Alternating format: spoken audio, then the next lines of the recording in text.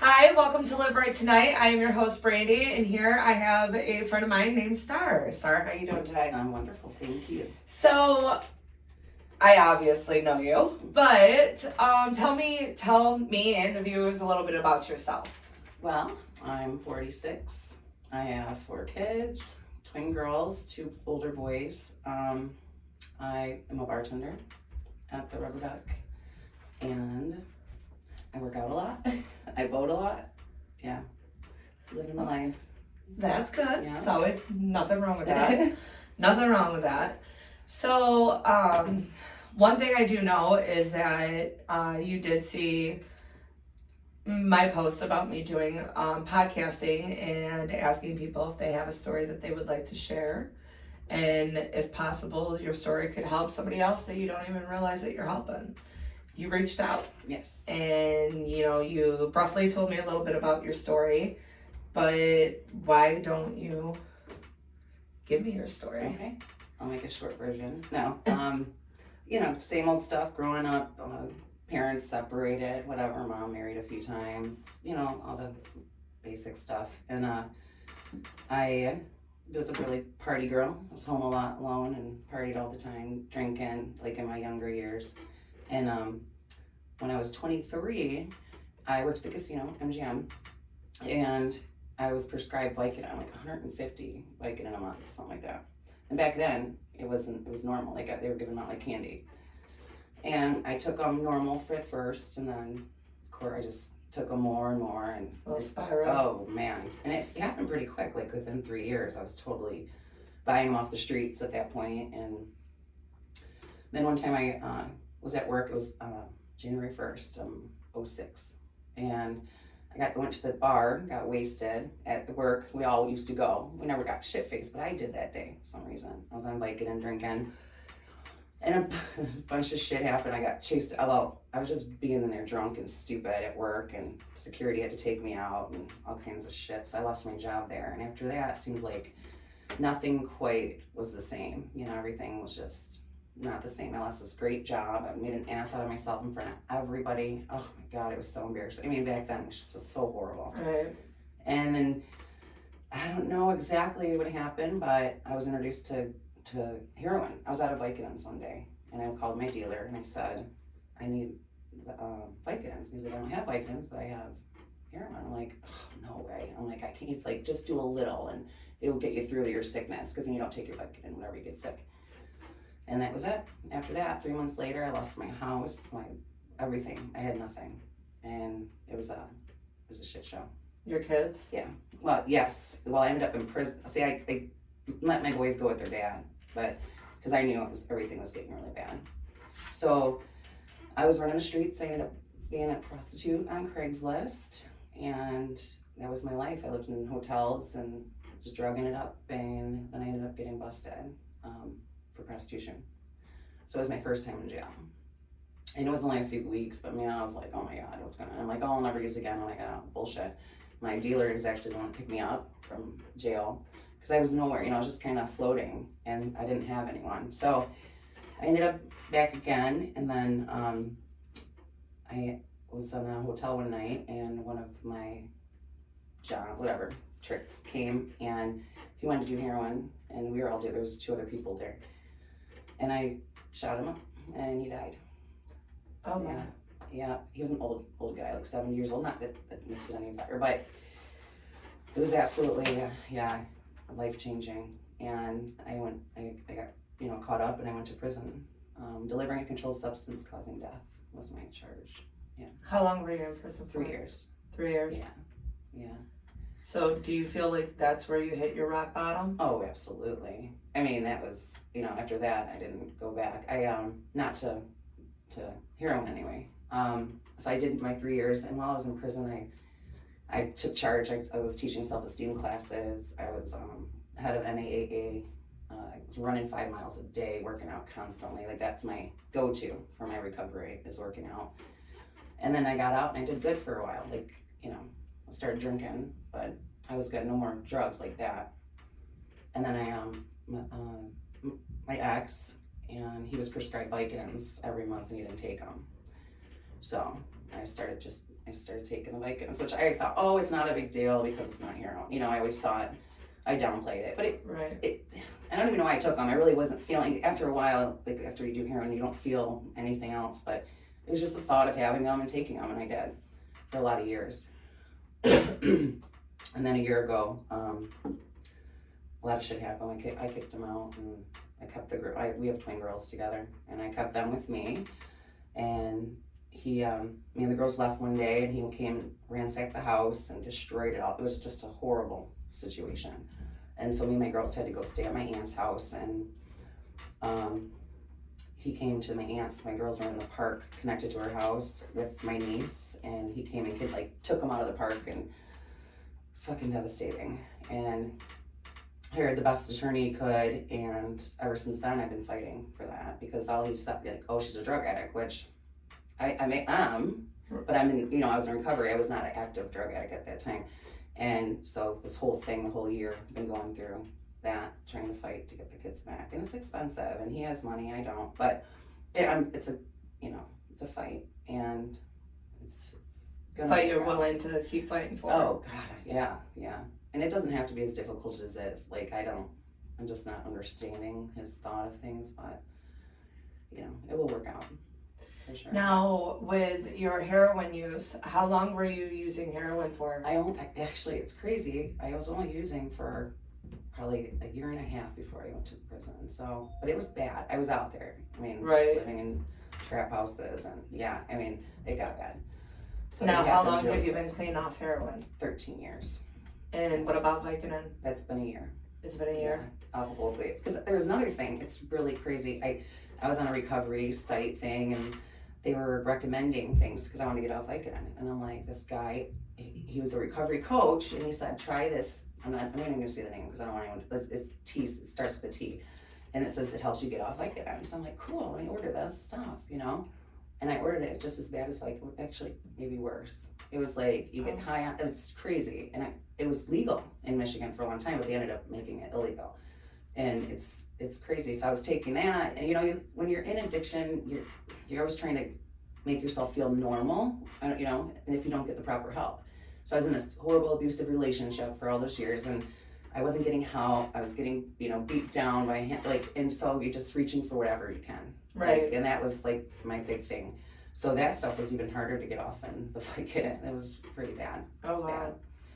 And you just try to fill that void. And if you don't, for me now, it's like all the support I have is filling my void. I don't need to use. I can function. I have good, friends, family, whatever around me. So, but if you don't have that, it's hard. It's not going to work. You need community. You need. Oh yeah. So now, with you being off of the heroin and now off of the Vicodin, what are you doing to keep yourself off of it and keep you focused on maintaining sobriety and trying to get your girls back? What are you doing to succeed all this? I have a psychologist that I love. I see once a week, and that's important. And I just have such a huge support system, friends, and I work out. That's my go-to. I work out a lot, and I just stay present. Like I'm awake now. I can see things for what they are, and I talk to my friends. Like before, I had nobody. My relationship was so crazy. I didn't have any friends. He was very controlling, and so when that relationship ended, I was lost for a few months. I didn't, the girls, my house, my man, everything was gone, and I was just empty. I was so empty, and I had no one to reach out to. And it is so important. That's why they have the meetings and all, because you have to have that. Absolutely. Someone to just talk to. And I really just was dead inside for 6 months, pretty much. And then one day I woke up, I'm very spiritual. So I just felt something in me, and I'm like, get it fucking together, woman. Who are you? How are you going to get the girls back if you're going to do this? And I was just isolating. I'd go to work and come home and that's all I would do. I did nothing. And so now I'm just I always stay busy. I'm always making plans and moving, because that's what helps me. Okay. Yeah.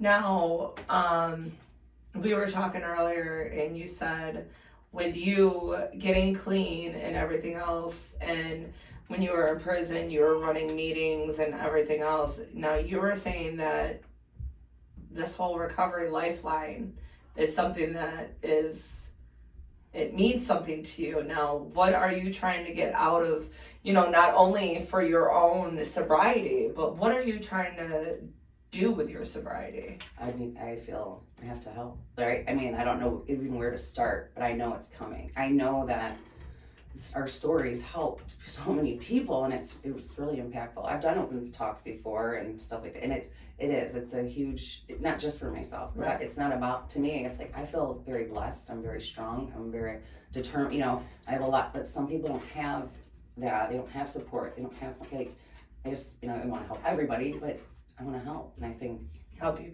who you can. yeah, Right. for sure. Well, that's awesome. Well, I do appreciate you coming here and telling us your story, because I know, there are a lot of people that are out there, they're struggling, you never know what people are going through. They could be doing the same thing that you were doing back, years ago, doing the heroin, selling themselves to get the next high, to just even put a hotel roof over your head for the night. Yeah. You know what I mean? Just doing whatever they have to do to get to the next high, to make sure that they have somewhere to go to do whatever of drug of choice they do. But to sit there and see that, death does come with these drugs. Doesn't matter what drugs you do. And it doesn't matter that you did it or not, death will always fall in the line of it. I was blessed to go to prison. And you saying that just shows like a big, recovery moment, because a lot of people, they just still, they'll drown into that and, beat themselves up over it. But, you saying like, I'm happy that it happened. Not that, right. the situation, but just glad that you went to prison and, you did your time, you did whatever it was, that you needed to, but you got your spiritual awakening that's not a life that I want to live, and doing better, and some people do fall off the tracks, but as long as you get back on and you continue trying to do the next best thing to get your life manageable and for you to manage your life, that's it too. It's huge. Yeah. It's huge, and I just, that's my biggest thing, is to give people awareness that, we're out here and we're only human.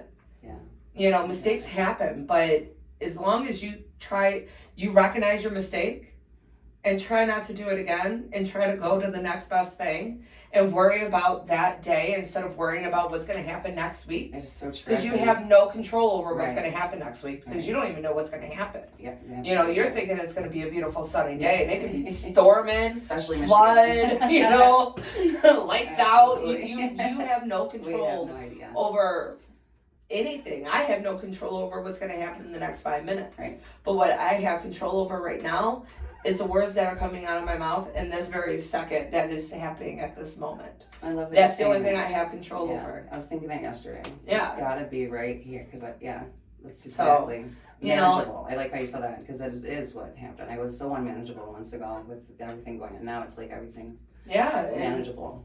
A lot of people need to hear this and see it, and that's why I do what I do, because I like to hit every aspect, every situation. Doesn't matter how some people think, oh, well, it's minor. Some people think it's like horrific. No matter what, there's somebody out there that's going through it. Absolutely. And you have no idea what your story could do. It could be helping one individual. And the way I look at it, if I can help just one person, that makes me feel great, because at least I know what I'm doing is going to make a difference. Absolutely. And that's all I try to do. And I love that you came here. I love that you're willing to tell me your story and being open with it and being open to the public about it. Because again, like I said, you have no idea the people that are out there doing anything. Right. And just listening to your story, like, she did all that and she's still sitting at that table, clean, no tracks in her arm, no tracks, silver, trying to do this world, trying to live this life. Yeah. you know, but knowing your tools that you need to keep you on that, you know, on that path of recovery. And it's possible. It is, yeah. And it's, you know, I can actually say I enjoy life. Like, I'm happy. Yeah. Even in the situation going on, I don't remember the last time I could say that, really. Even before, like, in my relationship, like, I never was felt, you know. So I feel everything does happen for a reason. Like, it's so cliche, but it does. And I feel so much stronger and better than I did a year and a half ago, you know. Just so, I feel like a totally different person. It's really great. Even with you not having your girls right now, to hear you say that you're happy because you know you're gonna get them one day. Yeah. It's just the fact that, you know, it might be a struggle right now, but you know what, I'm happy. You have faith in yourself, and that's what a lot of people lack. Yeah. You know, a lot of people lack in the faith in themselves and the love in themselves, and you know, that's one thing I love about where I work and here. It's like, if you don't love yourself, we have a lot of love to give. Yes, absolutely. We'll love you until you love yourself. We have hope in you until you gain your own hope. You know, we're here. Yeah. And, you know, for you, like I said, for you to come in and tell us your story, I truly appreciate it. Oh, thanks for having me. I'm glad that you reached out. You're awesome. Thank you. Thanks. I try. No. But, Starr, I will let you get going. Okay. But again, I truly appreciate you coming out, appreciate you. telling your story, letting people hear it, and hoping that it touches somebody to let them know that, you know what, anything is possible. And that is what you're showing, sitting here today, talking with us, is showing it's possible. Growth is possible. Yes. You just gotta take the steps. Yep. A little bit of work, but still. Yeah. Absolutely. Thank you so much, Thank Starr. you. To everybody else, I hope you enjoyed it and you all have a blessed day.